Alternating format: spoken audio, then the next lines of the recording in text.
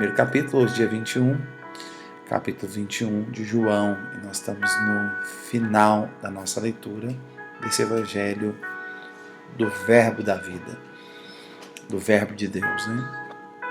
E nós estamos encerrando aqui essa comunhão preciosa com o Filho de Deus, o verbo que se fez gente e habitou entre nós, cheio de graça e de verdade. A leitura, a mensagem, como eu já falei para vocês, vou repetir, a Olive Tree é uma biblioteca virtual e nós estamos com a Bíblia versão A Mensagem, que é uma Bíblia na linguagem contemporânea. E Eugênio Peterson era um pastor, foi o cara que fez essa tradução da Bíblia, e ele queria fazer uma tradução da Bíblia que os seus filhos adolescentes pudessem entender. É por isso que a gente está aqui lendo essa versão da Bíblia que é prática. E vamos lá para o último capítulo. Versículo 1. Depois disso, Jesus apareceu outra vez aos discípulos, agora no mar de Tiberíades, o mar da Galileia. Aconteceu assim: Simão Pedro, Tomé, cujo apelido era Gêmeo, Natanael, de Caná da Galileia, os irmãos Zebedeu e 2 outros discípulos estavam na praia.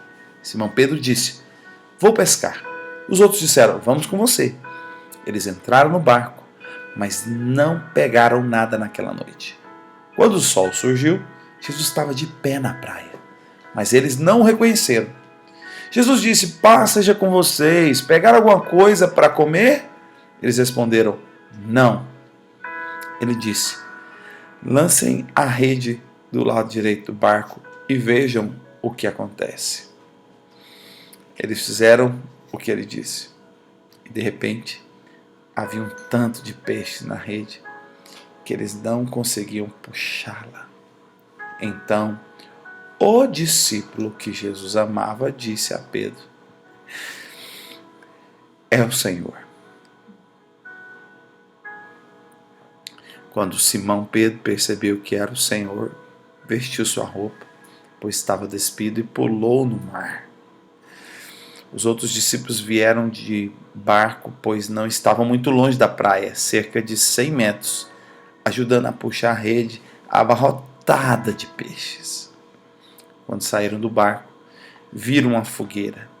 Havia peixe e pão assando sobre ela. É interessante aqui nesse versículo 1 ao 9 que Jesus aparece ressurreto para os seus discípulos e manifesta a sua glória para eles. Eles ficaram a noite inteira pescando e não deu nada de peixe. E o Senhor Jesus ressurreto aparece. E quando ele aparece, ele sempre faz o inédito, o inesperado, o improvável da impossibilidade. E eu vou dizer algo para você. Se você está vivendo algum momento da sua vida que ficou a noite inteira pescando e não deu nenhum peixe, você precisa ouvir o ressurreto, porque a palavra do ressurreto é uma palavra e ela muda tudo. Como uma noite frustrante, vexatória, se torna repentinamente na noite da maior pesca, ou seja, na manhã da maior pesca. Basta ouvir o ressurreto. É uma palavra do ressurreto. É uma palavra. E muda o cenário inteiro. Olha como é que ficou o cenário, versículo 10 a 11. Jesus disse. Outra coisa que é muito tocante é a questão de João, o discípulo a quem Jesus ama, ele perceber, é o Senhor. Essa intimidade de João com Jesus é muito linda. Todos não tinham percebido, mas João, só de perceber, ele mandou lançar a rede e de repente, pum, pegou o tanto de peixe. João já falou, isso é o Senhor. Eu sei que coisa que o Senhor está fazendo. Porventura sabes como Deus opera, diz o Jó. Jó diz assim, Jó faz uma pergunta no Velho Testamento. Porventura você sabe como é que Deus trabalha? Qualquer ser humano pode saber como é que Deus trabalha? Eu quero dizer, João sabe. João sabe. Quando João viu, manda do outro lado da rede. Quando mandou a rede, pum, pegou um monte de peixe. João falou, esse é o Senhor. João sabe como é que Deus trabalha. E João tem intimidade do Senhor. Versículo 10 em diante. Jesus disse, agora eles já estão aqui do lado de fora, João viu, é o Senhor, Pedro agiu, João vê, Pedro age. Os dois são dois íntimos do coração do Pai. Um que percebe as entrelinhas, outro que age na percepção, né?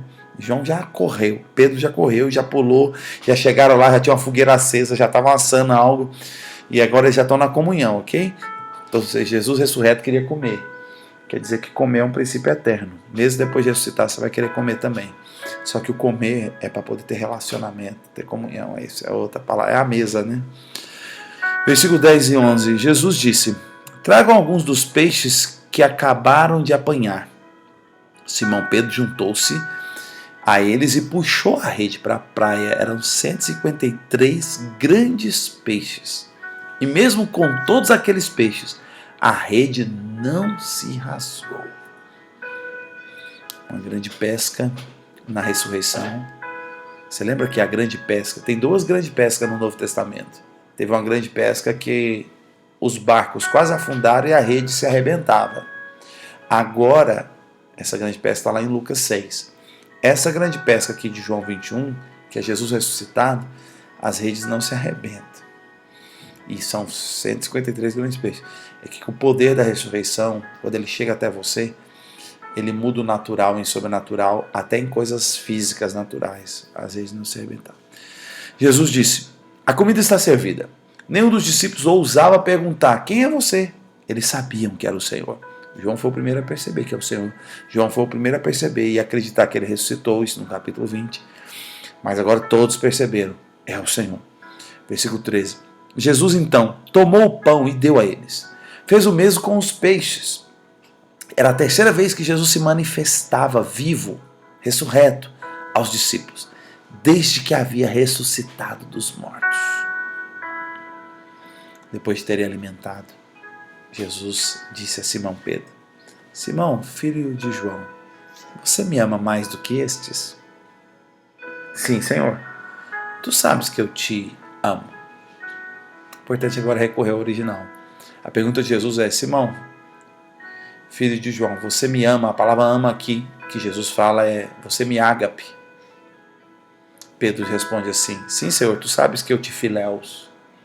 São duas palavras que significam amor. Ágape e filéu. Tem mais, mas aqui é só essas duas. Tem eros também.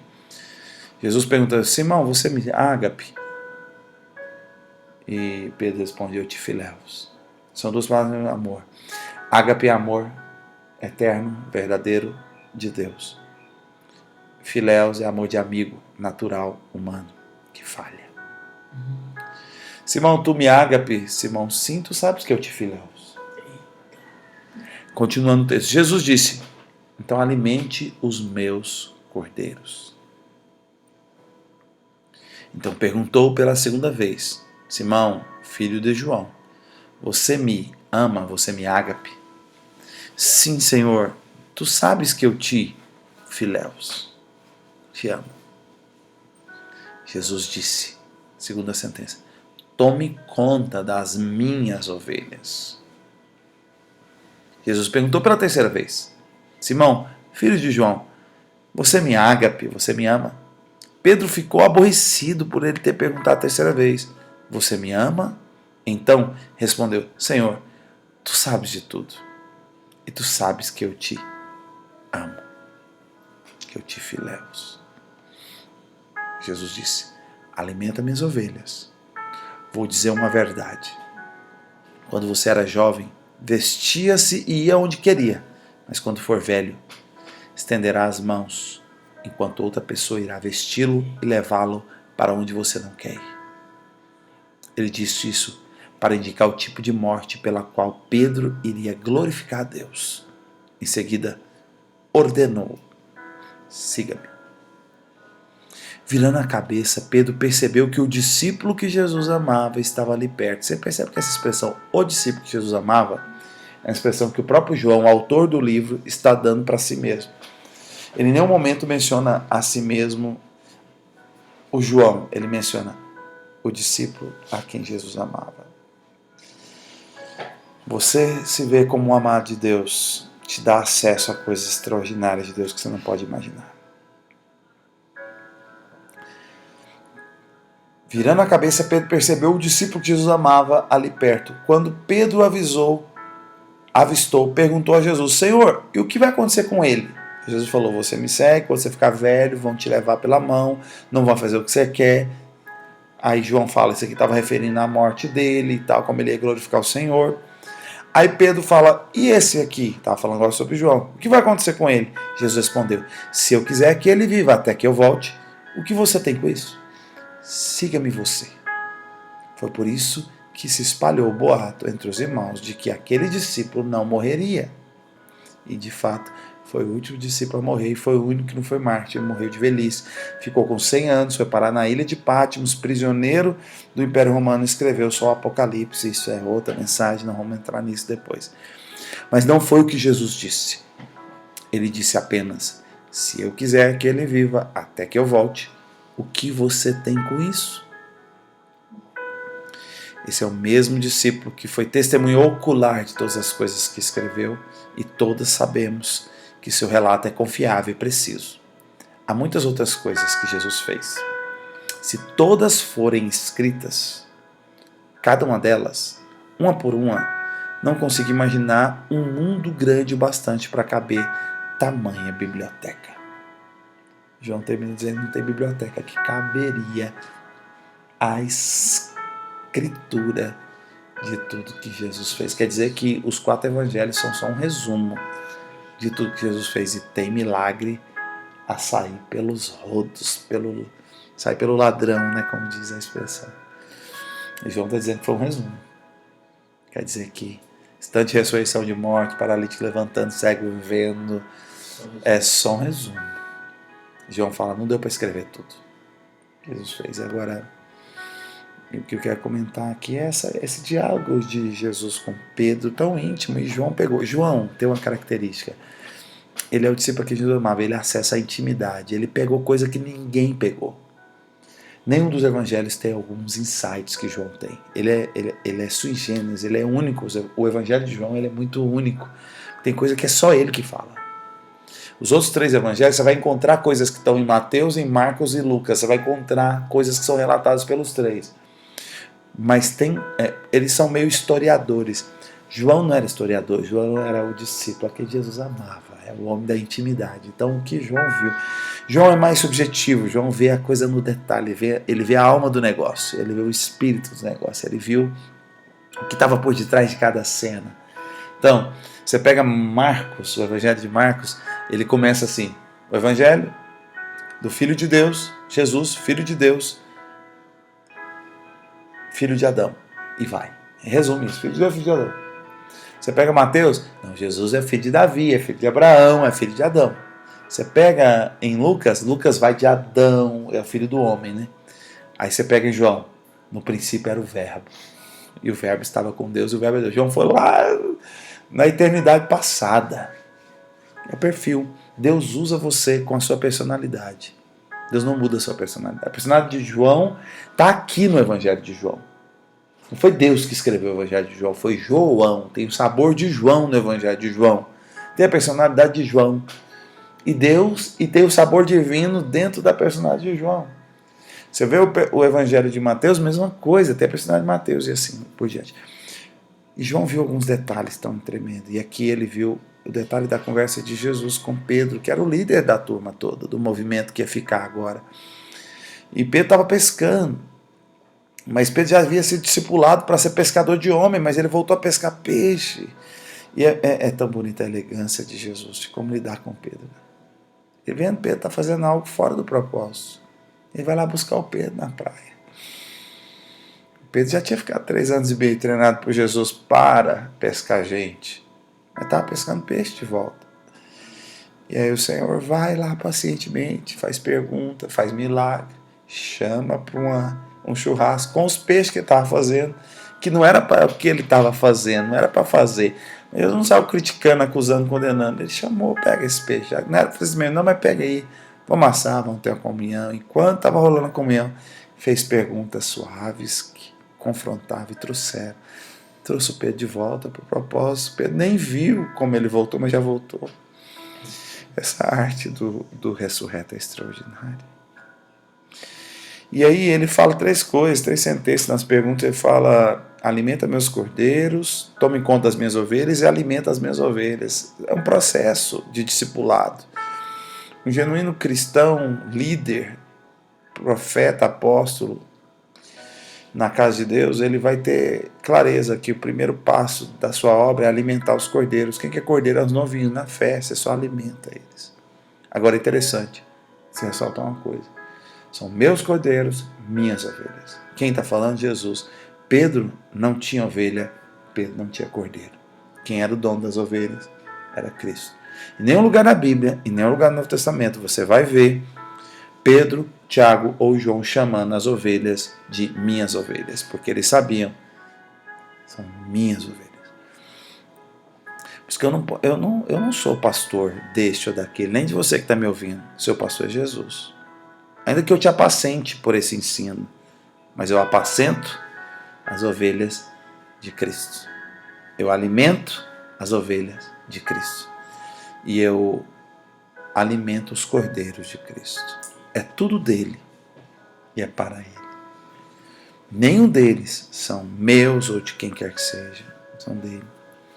Então Pedro mesmo sabia disso.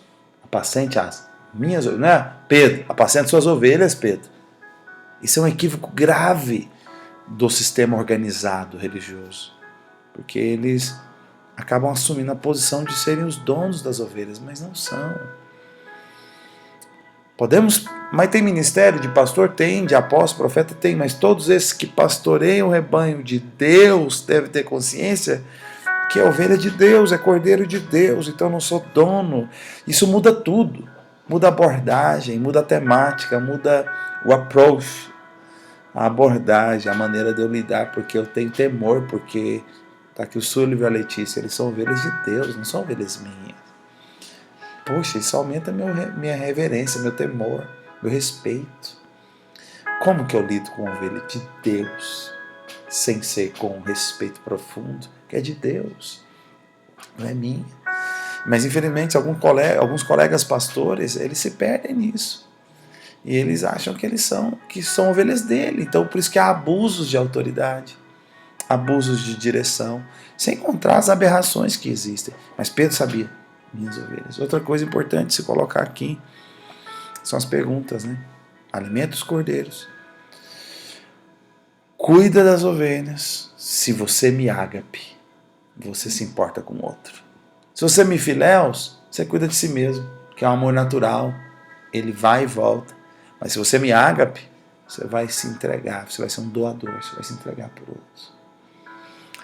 Você vai alimentar cordeiro, você vai alimentar a ovelha e depois cuidar das ovelhas, né? Ele fala,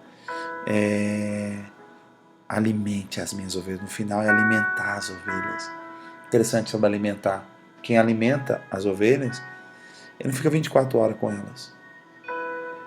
Cordeiro, você cuida mais de perto. Ovelha, ela tem a vida própria. Você só dá a comida. E ela vive a vida dela.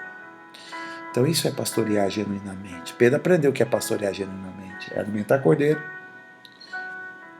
cuidar das ovelhas, dele, e alimentar as ovelhas. O que é alimentar as ovelhas? É o último estágio em que... O que é alimentar? É você dar autonomia. Entendeu? É você dar empoderamento. É você dar liberação. E elas vão viver e cumprir o propósito delas. Sempre sabendo que são ovelhas de Deus. E por fim, tem esse detalhe aqui da morte dos dois, né? De Pedro e de João, profeticamente. E Pedro, Jesus está dizendo, vai chegar um momento que você não vai para onde você quiser. Pedro, hoje você vive do jeito que você quer, né, filho? Você quer vir pescar, você vai pescar, mesmo sabendo que você tem uma missão de pescar almas. Mas está chegando um momento que você vai ser conduzido pela mão para fazer mesmo o que você quer. E Jesus estava falando que chegava um momento que ele ia virar mártir, como Jesus. E de fato a história conta, não a Bíblia, que Pedro foi crucificado de cabeça para baixo. Porque quando ele foi ser crucificado, ele morreu crucificado como Jesus, Pedro. Quis tanto ser como mestre, e de fato foi. Só que quando ele foi ser crucificado, os historiadores contam, ele pediu para ser crucificado de cabeça para baixo, porque ele falou, não sou digno de ser crucificado como meu mestre. Pedro. E Jesus já falou de João. E quanto a João, interessante, o propósito de Deus, de Cristo para cada um não é o mesmo. E a gente tem que ser feliz e resolvido com isso. Porque Pedro estava pensando, tudo bem, quanto a mim eu entendi, e quanto a esse? Querendo resolver a vida do outro. Pedrão todo assim. Jesus falou, deixa comigo, que com ele eu já preparei para você uma coisa, para ele é outra. E se eu quiser que ele fique vivo até que eu volte? E aí João diz que todo mundo espalhou o boato que ele não ia morrer mais, mas não significa isso. Significava... O que significava isso? Jesus já deu um código aqui sobre o Apocalipse. Se eu quiser que ele fique vivo até que ele veja a minha volta.